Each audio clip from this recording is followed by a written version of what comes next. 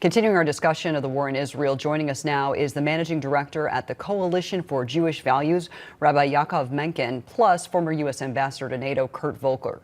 Rabbi, I want to start with you. Your reaction to that report from Daniel Cohen. 40 Americans have been killed by Hamas, and it's September 4th. This is a long time coming, isn't it?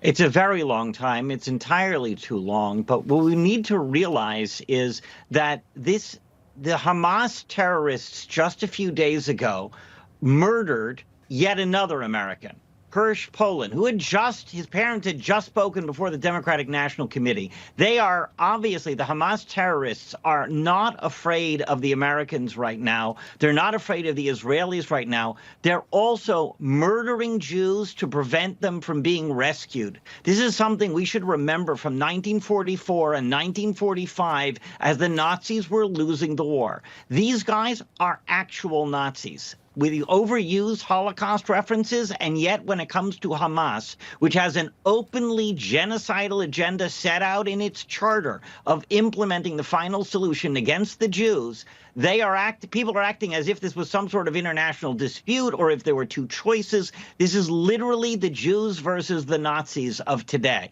Whose side are you on ought to be obvious. Yeah, Kurt, expanding on what the rabbi's talking about here, we discuss a lot on this program about how the United States should be handling Hamas, okay? And yesterday we had on a guest, Professor Thane Rosenbaum. I think he made a pretty poignant comment when we asked him about this here. I'm going to bring it up. An American citizen was executed in a foreign country. Why is Gaza even there right now? We should be having ships over there. We should be having fighter jets over there. An American citizen was executed, and we're actually blaming Netanyahu. Why are we using the word ceasefire? Now is not the time to use ceasefire. You just executed an American citizen. We've had enough of you already. Kurt, I've had that thought myself a lot. You got this small little terrorist group. I know Iran is behind them.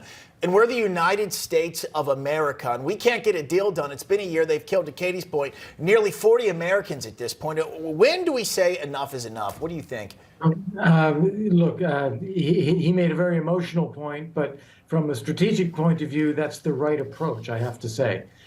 You can't let Hamas dictate the terms of Israeli or American engagement in protecting the lives of our citizens. That is a backwards way to do things.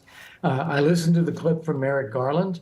Everything he said is true. It's great that the Justice Department is doing this, but let's be honest, a legal proceeding in an American judicial system has nothing to do with what's happening on the ground in Gaza. We need the American military to be working incredibly closely with Israel on hostage extraction and rescue where possible, and the destruction of Hamas as necessary in order to achieve that. We are offering right now Hamas a ceasefire, and then after that, they might release the hostages. They are clearly not going to do that because the hostages have been shown to have value to them. They gain a ceasefire by holding them. We need to do the opposite. And we should have done this a year ago, or almost a year ago, as we're coming up to the anniversary. We should have immediately said, you release all the hostages or you're going to be destroyed. If you release them, then we can see about a ceasefire and some talks. But if you're holding these American citizens, your days are numbered. Yeah, they need to be more afraid of us. Gentlemen, Rabbi Menken, Ambassador Kurt Volker, thank you so much for joining us. Thank you. Thank you.